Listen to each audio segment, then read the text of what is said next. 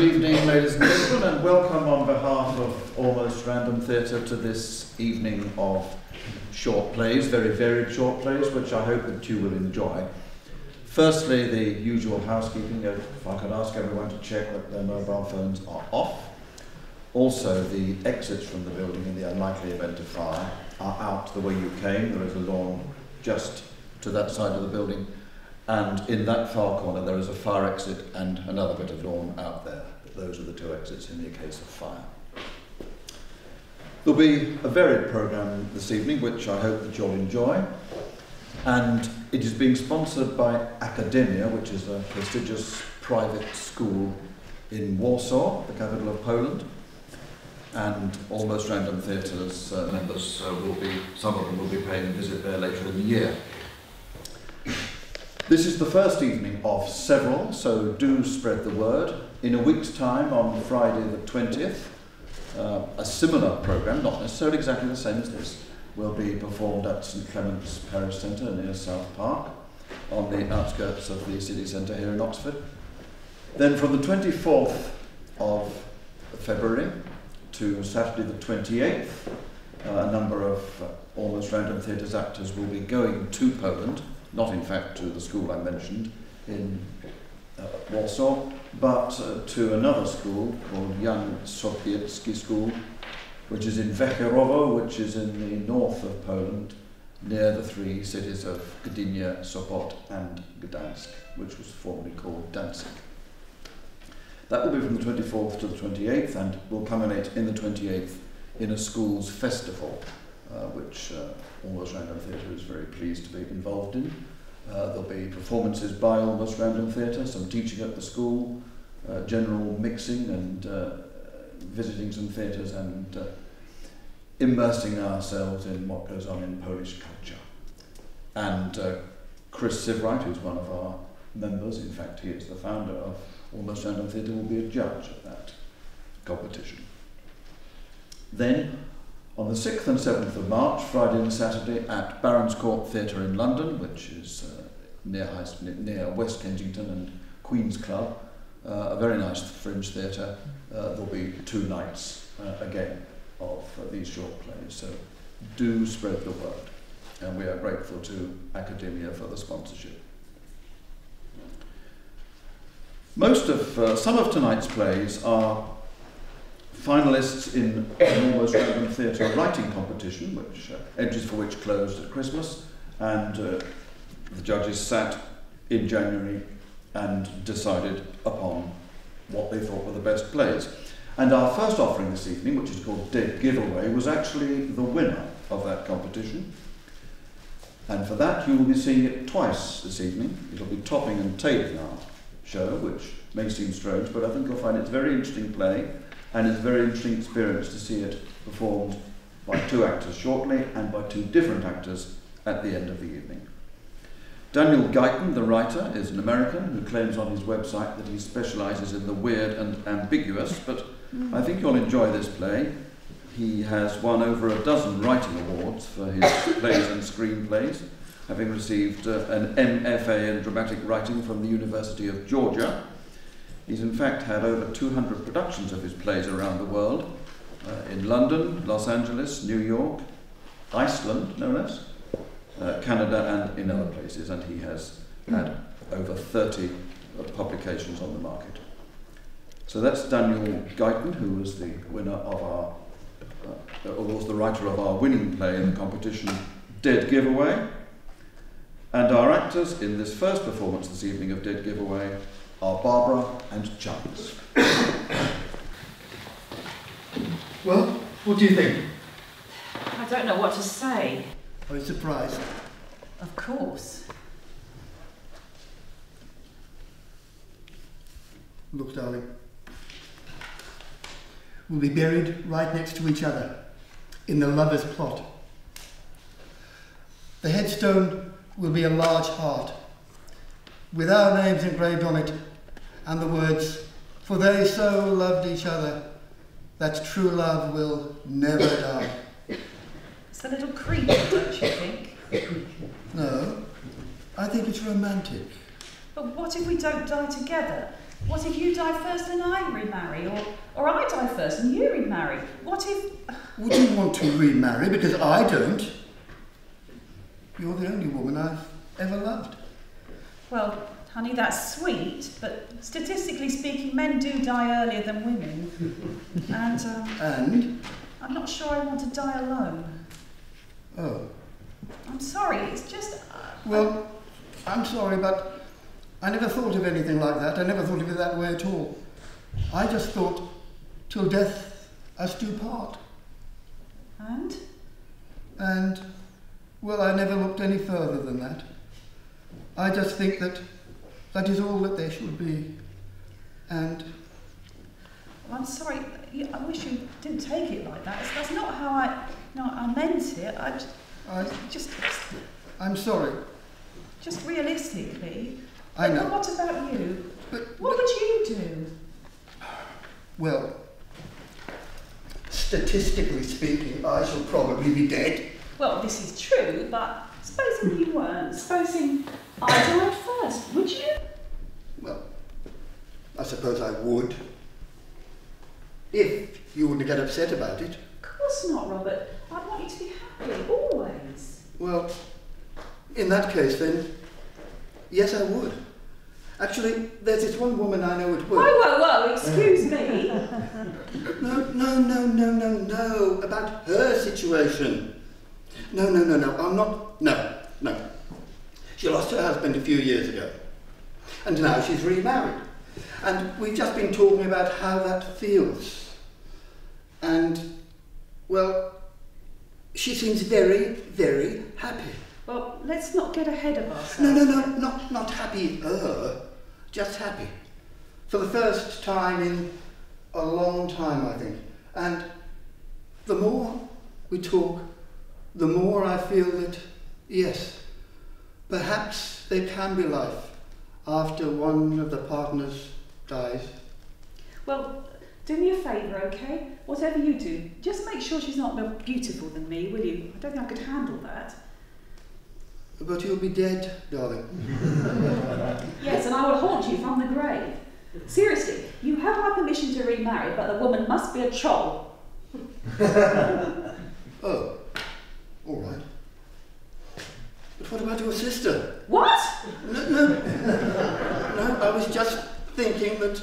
You will not touch Christine. You will not marry Christine. You will not even fantasize about Christine. Also, help me God, I will come and haunt you from the grave, and I will cut your balls off. Understand?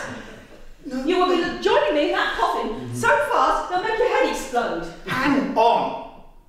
I was just thinking that she's biologically similar Don't to... even finish that sentence.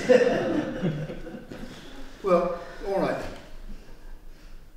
Christine is off the table. I was just trying to think of women I know who might...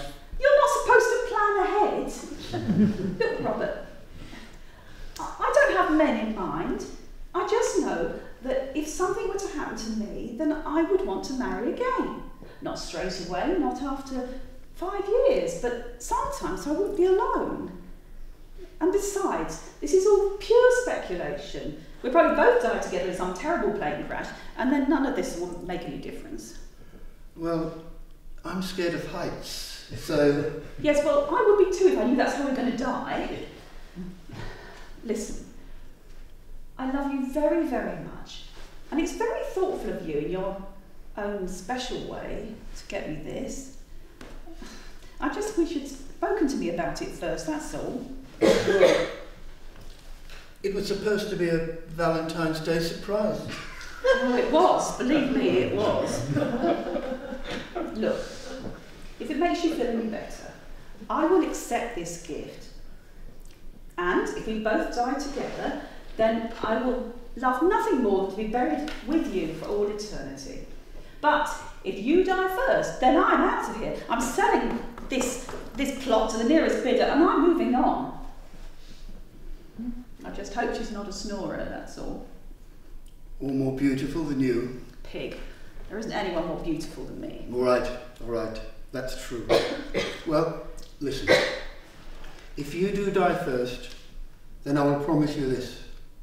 I'll go out and find a woman who is slightly uglier than you. Not a great deal uglier, but uglier. And I will move on down the road as well. And further than that, I really can't say, because I don't want anything of that nature to happen. So, what are we going to do? Well, so far as I can see, there is only one solution. Which is? We're both going to have to live forever! I like the sound of that.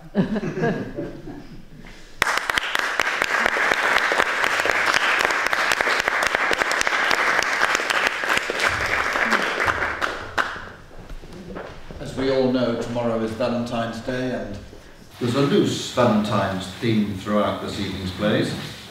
The second one has a Valentine's connection as well. The author has asked to remain anonymous, so we respect that. And our actors are Sarah, Frank and Mary in Out of Control.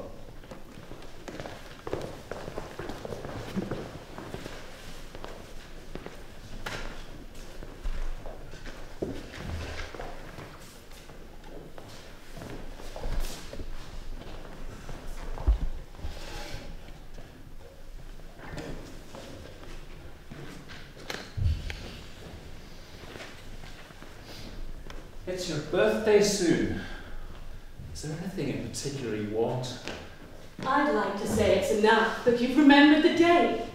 February the 14th, which is also Valentine's Day. The day that all lovers express their love for each other. To have and to hold, and maybe to have again. Which does remind me, who is Susan? Susan? I don't know any Susan. Well, maybe I could help you out. Who is Susan XXX or Susan LOL? You don't think that LOL stands for lots of love, do you? Of course not. I'm not some kind of Exitonian posh boy. There you are then. So, who is Susan XXX and or delete as applicable Susan LOL? That means nothing to me. The question remains, who is R? Oh, so there's more than one of them now, is there? All lovers expressing, emphasis on all. What are you on about? Susan, who is Susan XXX, as in Susan Kiss, Kiss, Kiss? Susan Kiss, Kiss, Kiss. As in deleted texts. On my phone. Yes, your phone. Here's the phone. Your phone. There are no messages on my phone from Sally XXX. Susan XXX. Nope, nothing. Yes, that's because you deleted them. I did not. Oh, yes, you did. And even if I did, which I did not, you cannot reinstall deleted texts. I should know it's my phone. Want to bet? Step 1. Install and run iPhone data recovery on your computer. Select the type of device and choose Recover Data from iTunes Backup. Step 2. Scan the backup file. If you have backed up your iPhone constantly or synced more than one device to your Apple computer, there will be several backup files displayed in the window. Choose the right file, then click Start Scan to continue. Well, should I continue?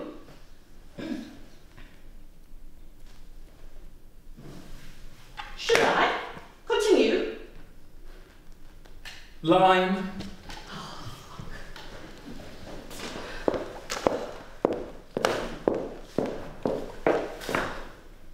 Enough of this textology. I'm going for a pint. And then you're supposed to get up, you see? It says that in script. Do you think you'd do that? It seems rather an abrupt change. Don't you think this is all, a bit esoterical? The silence of deleted text, the audience is going to be bored stiff. They can't read the texts. What are we? 20% of the way through the play, and God, there's no real build-up of anger. That comes later, remember? When Sam throws the phone at Joyce, because he's come back from the pub, you swap the phones over, remember? And he's just realised that you've probably been receiving texts from Susan while he was out. Do you think that works, that swapping of phones? Well, they could have the same phone, it's not uncommon. Yeah, but you normally check your phone before you go out. Not if you're in a rage. And he's got the phone, she shows her the text. Yeah, which the audience can't see. Unless you had a kind of projection screen. Too late to organise. Too late. You've got one more rehearsal after today, and only 2 more days before the performance. Yeah, at the Valentines festival. You should have brought all this up before. I did. I remember I said I was unhappy about the robotic tone of some of the lines and all this business with the text. So you're having a go at my writing? No. Well, yes. I mean, all this stuff over a couple raging over a few texts. It's like Jeremy Kyle on sedatives. Pound shot girl. Everything's a pound shop these days. Pound shop pal. Nigel Farage. Man of the year, no less. Maybe you could call me Nigel, and the play could be about my romance with a British taxpayer. You know what? That would be kind of surreal. And you know the text? The text could come from Cameron. Hence the LOL. Yes. Trying to persuade all you kippers to become... To return. Okay, return to Toryland. And then, after February the 14th, Valentine's Day, the Tories... Or me representing them.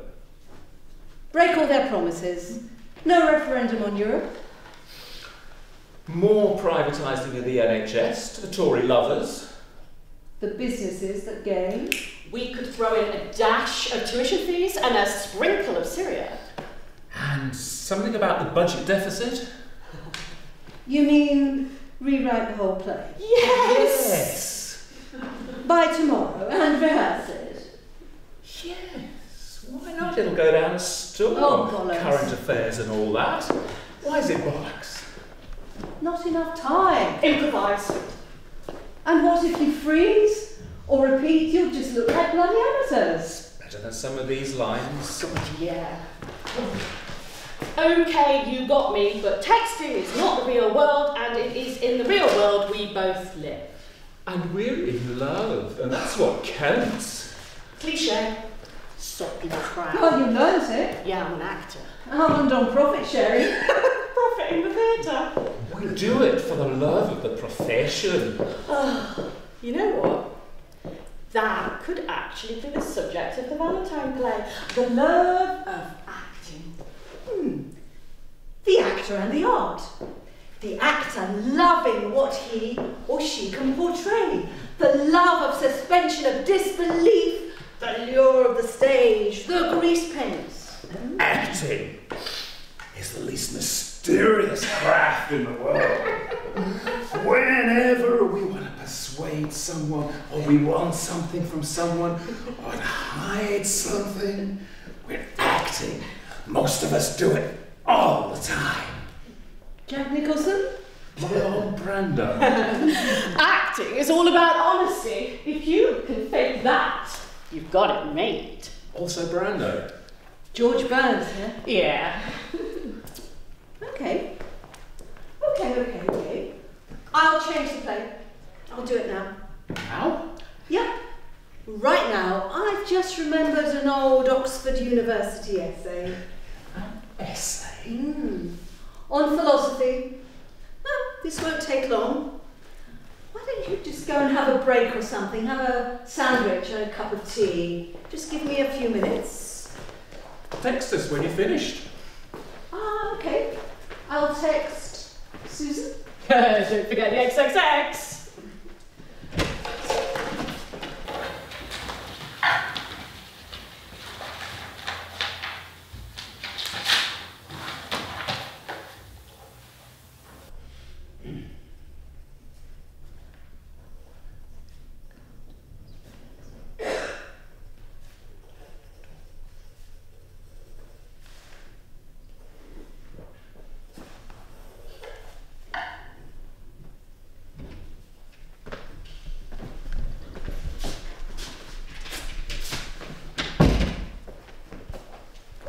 lady? I think so. Now, these plays are supposed to be no more than 10 minutes long, right? Yep. There's no minimum time, though, is there? No. Okay. So, Steve, you go and come in from there. And, Jen, you're sitting at the table. Okay, what am I doing? I think you could be reading the paper. And then you can mutter something about Valentine's Day tomorrow, or you can just say nothing at all. I leave it up to you. We just have 5 minutes about left for rehearsal, and then we have to get out of here because I've only booked the room for an hour. Okay. And action. The philosophy.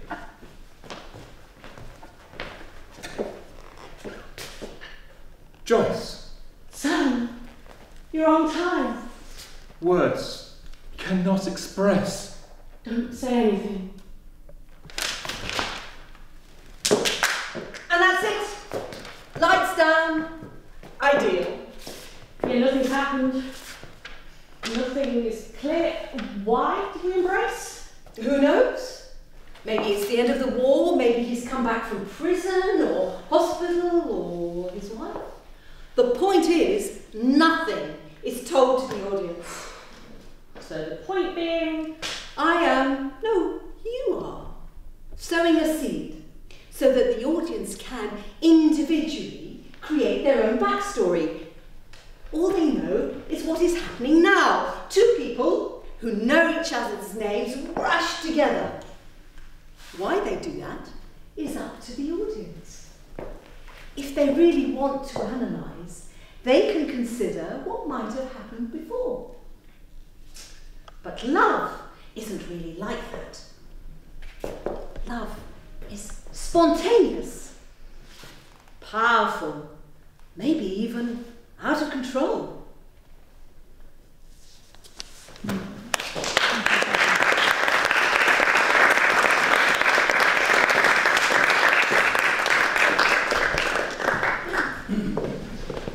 If anyone has been looking assiduously at the front of the programme, you may have noticed that for operational and technical reasons we've had to change the order, a little bit of the Eric Morecambe, I'm afraid. We have the right plays as listed on the front of your programme, but not necessarily in the order of the programme. The next one is Old Codgers, and we have two ideally cast Old Codger actors. They are Peter and Chris.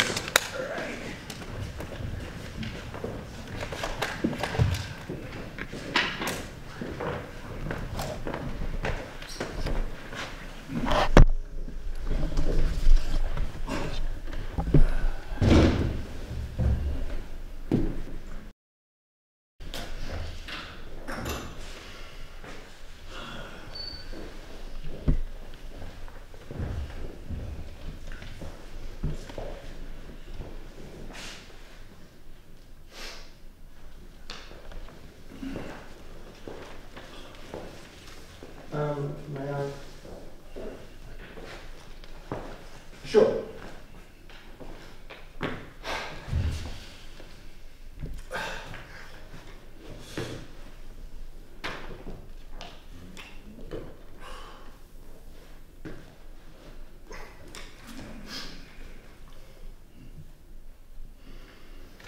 Isn't it beautiful this morning?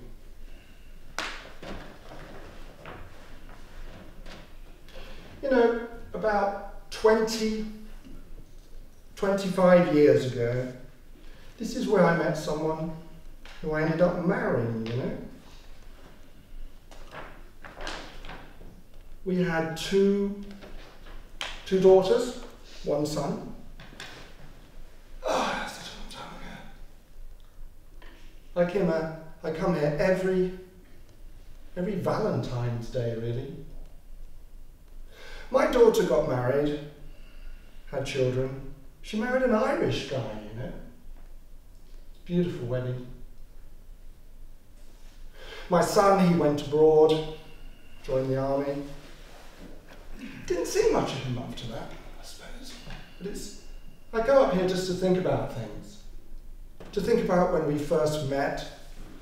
Here, there was a tree, I think, probably been cut down. And sometimes I've been to Ireland, and that's where we went on honeymoon and holidays. But our daughter ended up, she had sort of, I don't know, learning difficulties, I think they said. She ended up moving out of the flat. And that was the last that we saw of her, all those years ago. I've been here when it's been snowing, I've been here when it's been summer. But today is a special day of looking back and remembering those times. Remembering how it once was. It's papers like this, which I was given on the way over here, kind of brings it back to me. Still, I hope I'm not taking your space or your time.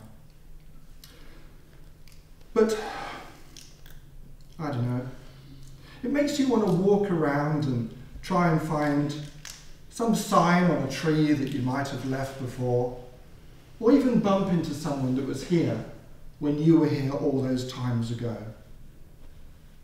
I remember I was told this joke. What is the difference between an Irish wedding and an Irish funeral? The answer is one less drunk. At the time, I thought that was funny. And those were the days when we used to follow the Irish politicians. You know, the ones that, if they only had compulsory enemas, could all end up in the same matchbox. But that was such a long time ago. But still, it is time for me to go, to shuffle on my ways, though not shuffle off my mortal coil. And I bid you good day. It's been great having this chat. Thank you, and all the best. Thank you very much. Good to talk to you. If you've been talking to me, Yeah. I can't hear you. I'm deaf. Oh, bloody hell. Did you remember when I was telling you all about my son? No. Okay. This is Valentine's Day. This park is, well, it looks pretty empty to me. We are here, and my memories are here. You've got no idea what I'm saying, have you? No. It's just some bloke came into the park, grabbed you by the hand. What? I'll tell you what I do. Hang on. Yep, I've got one here. This. I got it on eBay. eBay. Anyway, if you put this, hold on. Sorry, I've been using it to floss my teeth. Sorry. It's a bit wonky, cheap. No, expensive. Lot of money. I'm going to give this to you, and then you can hear back the world that you've missed, where you meet people like me every day who brighten up your life. Yes, maybe I should have given you something like St. John's wort or Prozac or something. Or maybe even, no, I don't want to talk about Viagra. So, here we go. Don't forget, it is electronic, geomatic, electromagnetic, and anywhere with Wi-Fi, you can hear me easily! Was it something I said before or now? No, you've got to be gentle with it. You know these Koreans, be gentle. I don't complete the word. Please don't shout. You want me to dance? You're going to dance. This is not why I came here. Oh yes, well that's very. Are you medication or something? Have you got an upset stomach? No. Have you? It's beginning to come. Oh, right. So, there I was. This, please, have one of these seats. You're very kind. That's quite, you know. I wouldn't put my name on the park bench if I had to change from pounds, shillings and pence. But you're not dead, are you? No, we're going to go into one of these dream sequences. No, I just thought that if you were Sorry, dead... I'll just turn that down a bit. Yeah, sorry, go on. If I was dead, yeah. You could have your name on the park bench. Well, that's true, but if I was dead, my brain would be in a vat and would be arguing whether or not I was thinking. But still, that's probably a bit common. I'll tell you what, I've got to go. I've got to go that way, I've got to go back to lunch. I'll meet my family, what's left of them, the ones that I know, the ones that still want me there. Gently. So, I'll say again, thank you. Thank you for your time and thank you for a joke. I'll leave you with a joke. What is the difference between an Irish wedding and an Irish funeral? I don't know. What is the difference between an Irish wedding and an Irish funeral? One less drunk. Oh my God. Now I know why I was deaf. I tried my best. I tried my best.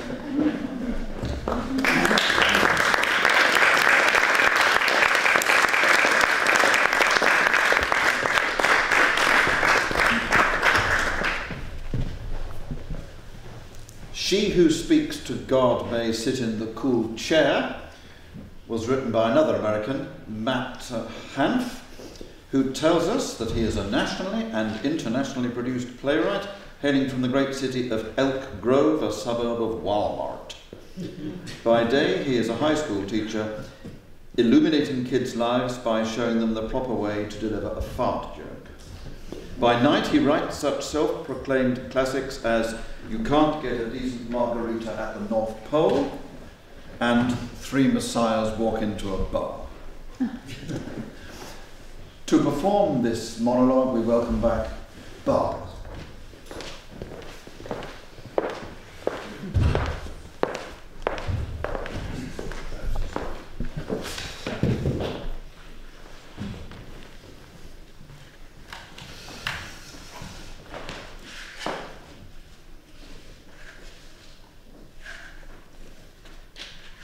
Reverend Bill, hi, it's me, Joan. Now, I know you told me not to call you while you were, well, not to call you, but I have a, well, it's not really a work-related issue. God's here. Here?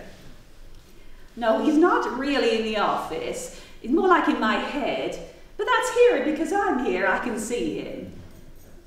Well, not really in front of me, in my head.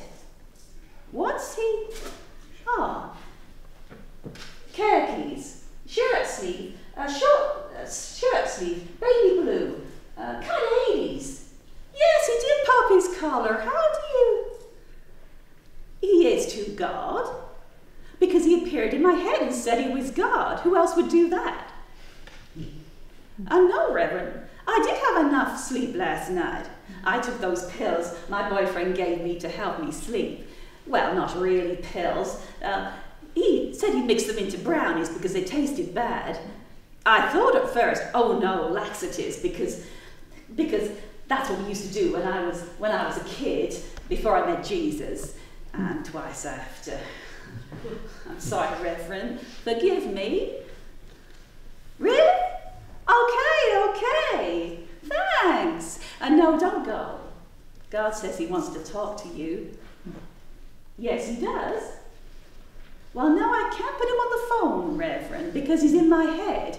How do you expect me to get the phone in my head? Well, I don't think it'll reach from that angle, Reverend. All right, I'll ask him.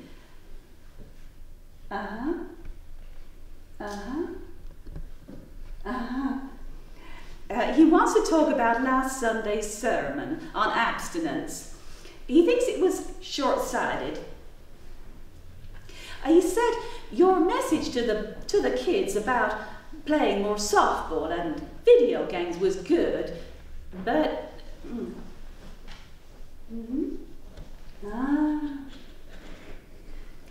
he said softball can turn girls lesbian. Well, don't yell at me, Reverend. I didn't invent the softball or lesbians. God did.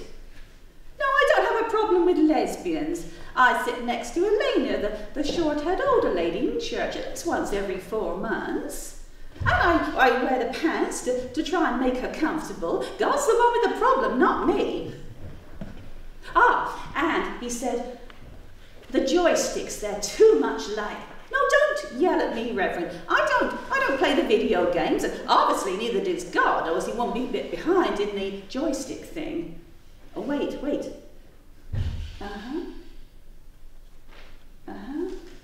Oh, he wants to know what we have now instead of the joystick. A nunchuck. Isn't that what we eat Chinese food with? Oh, I see. And is a nunchuck shaped like a joystick? I mean to say, is it shaped in a way that might remind someone of a manliness thing? Oh, well, I know you're busy, Reverend, but it's rude to tell God to move it along. Well, all right, I'll tell him anyway, but I'll say it's from you. He wants you to move it along. I know, you made him. Don't tell me. Okay. He says abstinence is mostly good, but when someone's boyfriend is in jail and they meet a nice janitor who's also one of God's children, they should be allowed to. No, this is not about me, and I resent the implication. It's from God. It's two. Would I invent khaki pants? God isn't saying you're a bad pastor. He's just saying you should give your flock a break on the abstinence thing. He likes more sermons on helping the poor and not cussing. He hates cussing. And loving your mother and father. Oh, I understand. You have to go. I'm sorry to take so much of your time. I'll tell God you're too busy for him. For as hard as he works every day, tending to your every need, collecting your dry cleaning, and proofreading the church bulletin for your mistake, and changing the capital letters on the second letter of words because you forget to move your finger off the shift key in time, you're too hellfire busy to be bothered with simply saying it's okay for a lonely lady who goes to church every Sunday and bakes cookies twice a month for hospitality to get a little bit of happiness once in a while with a nice man in a broom closet. Oh. You want me to ask God if it's okay for women whose boyfriends are in jail to get a pass on Janitor Nookie? Really, Reverend, I don't think God uses a word like, well, all right, I'll ask him. Oh, Reverend, he says yes, so that's all right, isn't it? It is? Oh, thanks, Reverend. Oh, wait. Of course it won't be the church broom closet again. Yes, I hear the one in the community centre where he works is sizable. Thanks, Reverend. God says he loves you. No, sir. I'm not sitting in your special chair again. Bye.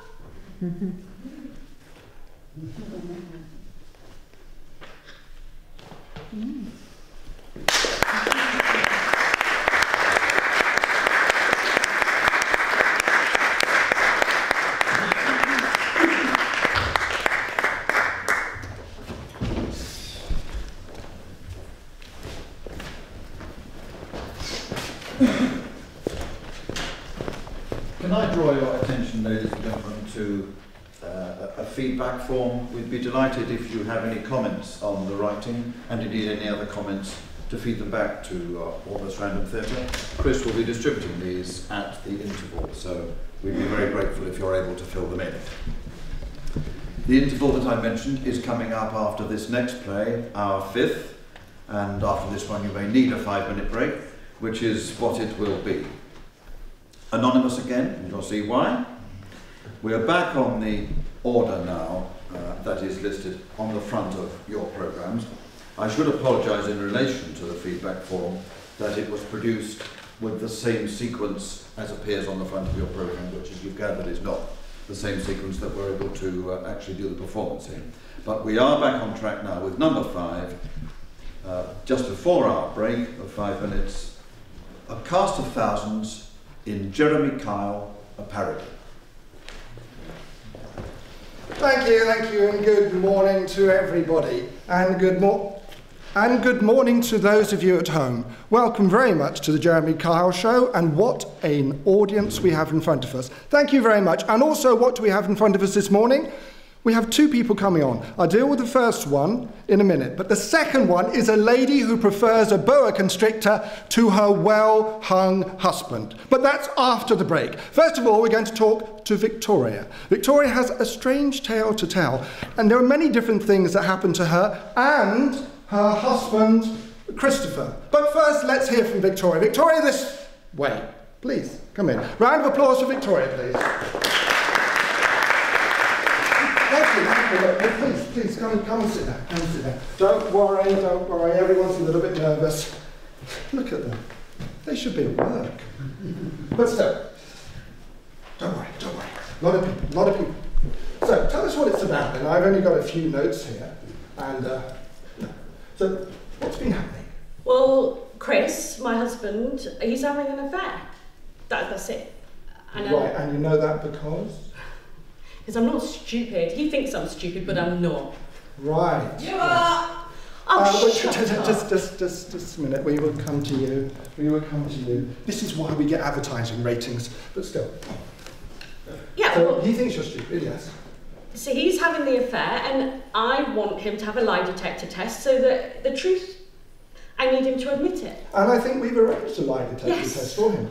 And I think we have one. Yes, we have one for you as well. So why do you think he's been having an affair? And who with, or in view of this afternoon's programme? Is that bloody bitch over there? Look, just wait a minute. You will get your turn. And is that your boyfriend? Oh, yeah. Anyway, go on. Yes, you're having an affair. Yes, end of. So I need him to admit it, and because he won't admit it. It doesn't matter how many times I say to him, he won't admit it. Do you think maybe he's scared to admit it? Well, I don't know. Do you think he's scared of you? Would you say you were a scary person? No. I mean, to be honest, I've got 4 children. I sometimes was scared of my wife. Well, I'm not going to take any nonsense or whatever, but he goes out every day, he has a shower before he goes. Right. He comes back, I don't know, an hour, 2 hours later. He has a shower when he comes back. He's a clean person. What's the problem? I don't want to see your cigarettes. Yeah, thank you. We've been married for 17 years. There was never a problem before. 17 years and he has 2 showers a day. He must be doing something right. But before you ask, let's have Christopher on the show, please. Christopher, this way.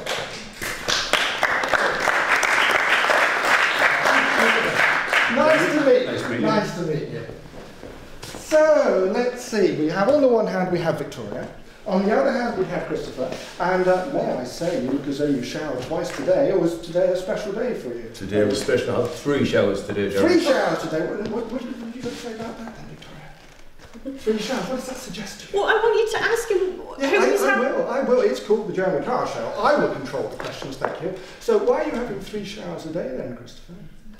For start, it's only 2. Today was a special one for you. You embellished a bit for the But show. seriously, no, it just stinks of cigarette smoke. The house stinks of cigarette smoke. I've got to put up with that. Yeah. It's honestly, and I'm going to go out. You're lying. This is just not the truth. It's nothing to do with the smoking.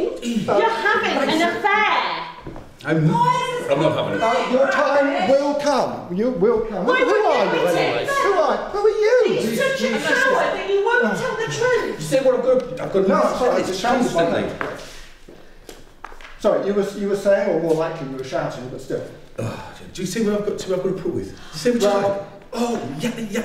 But why? No wonder I want to get out of the house. Having an affair? Wouldn't you be upset because if I you have to go didn't for care? work, because I'm studying, because I need to read books, because we've got no internet connection. I go out and I go to the shops. Very poor connection. Very poor, Jeremy.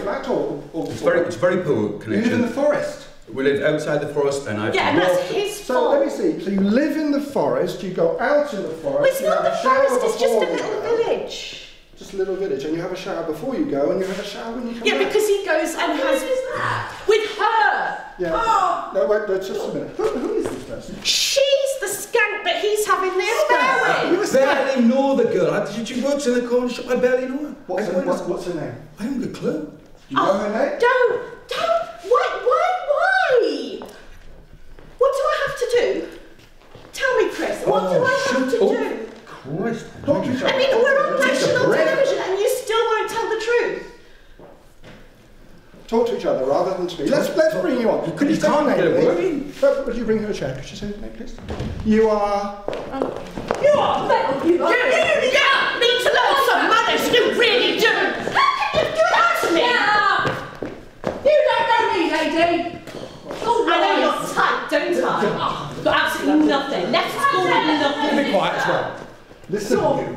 I do not condone violence. You'll be straight off the stage, off the set, and we cancel this. You sit down here. Are you all? You got it again? You were all very well until earlier on. So, Christopher, let's see your side of the story. You say you hardly know this person, and your wife, Victoria, is clearly unhappy with you. And a drunk. Do you have any evidence for that? Oh, Russian? Eh? Can we get to the point? No. Which is what the hell she's doing? Having an affair because she can't get over her affair. See, Jeremy, you see? This has been going on for 3 years. Well, that's when he started having his walks. Sit down, please. Sit down, or you'll be off. So come on. Is he lying? Let's hear. What is he talking about? Do you know this gentleman? He's one of my customers. And you are selling what? I'm in the newsagent in the corner shop. So you're selling magazines? Yeah. She's selling a lot more than that. Does he ever buy cigarettes for his wife? Not that I know of. Okay, so what sort of magazines does he buy? Oh, he buys... To do with his study, he said. Well, he buys the paper, he buys computer mags. So what's the problem with that? He buys computer mags. What is wrong with this? You said you were doing other study. Yes, and I need to read to complete my studies. And what are these studies? Are you a bricklayer or something? I am a qualified accountant. Qualified accountant, and you're doing further study? Yes. Because? Because I want to further my life. Is this because you're planning to leave your wife? No. You can tell. There's hardly anybody here. We have 5 million viewers. There's hardly anybody in the studio, and they should be at work anyway. So you can tell me. Basically, look. Look, I want to get out. I want to do something with my life. Yeah. She's just happy sitting at home, drinking, smoking. She stinks. And doing something with your life. Does that mean you have? No, it does not. I hardly know her. I hardly know her. I think quite impressive. Have you offered to show her your books? Jeremy, will you just find out that she's happy? She just. Why won't you admit the truth? What truth? You sit in that little counter day after day. My sister's doing that for me. Oh, and she can shut up. Have your turn. Is it any wonder he wants to go walking? Is it any wonder? We're going to get away from you. Sit down, Steve. Sit down. Crying out loud. Perhaps we should invite you on. You're pretty noisy out there. Who are you? You're one of these people who came in on a free ticket. 17 years I've lived here. You're a drunk woman. No, just a minute. We're going to get to the bottom of this. Wait a minute, Victoria. Rachel, what is your relationship with David or Tom? Oh, Chris, yes. What was your relationship? My relationship's with my sister Kate, and we just found each other. So we just found each other. What, in the forest? No. We're half sisters. We're half sisters. So we've known each other for a year, and since I've known her, she's not as fat. She's not a skank. No. Or skank, I suppose, to use language that was said before. We need to get to the bottom of this. Now, you know, Christopher, that we have done a lie. Oh, thank God for that. Let's find out the truth. We also you can shut up. Shut up. You just wait till after this show. I don't know what you're talking about. Get your hands off me. Okay, I think we've had enough from you. Thank you very much. We'll take you to the audience. Thank you very much. Round of applause for her, please. We have had our lie detector results. We had a lie detector test for you, and we had a detector test for you. Yeah. That's right. Which is quite interesting, really. Steve, could I have the results? Yeah. Thank you. I think you might find this quite surprising. Right, let's see. Will she say when she did it? I will see what the examiner says. Yeah, well, now we're going to find out the truth, aren't we, Chris? Now, these are the all-important lie detector results. We said, oh, there's a note from the examiner. It said that you went in and you said you were confident that you would pass every single question. Shut up. Now, don't get me, I just read them out. Any criticisms you may have. We asked you 3 questions. The first question was, have you had an affair with Rachel? And you answered no. That was a lie. I told you! How could you be doing this to me? Oh, leave her alone! Drunk? Wait for it, please. We have 2 more questions. You for 17 years and you just 2 more questions. We asked Chris, have you had an affair with Kate? You won't be surprised, ladies and gentlemen, that he answered no. You will also not be surprised that this dirty little liar was lying on this occasion as well. And for our third question, and I do apologise to the audience, this is a morning show, but I do apologise for the third question. The third question was, have either you or Kate or Rachel engaged in unusual practices? Chris answered no. What did Jeremy Carr say? We have a saying. We have a saying for this. You are a liar. I did not come You are a liar. You! I did not come You are going to find out the truth. I'm going to wait. We have one. We have Victoria's results. We have Victoria. Ask her who she's been. No, we didn't ask her that. We said to Victoria, thank you. Because I love him. We will get you carried off the stage unless you behave. We asked Victoria whether she was still in love with Chris. Ladies and gentlemen, you would be surprised to know that she said no. She was lying. You clearly are still in love with him. I don't know why. Stupid. Need my head examined. Unusual sexual. No, it didn't say sexual. Unusual practices, I think. No practices. I think the differences between you two, perhaps if you would escort this lady from the stage. What?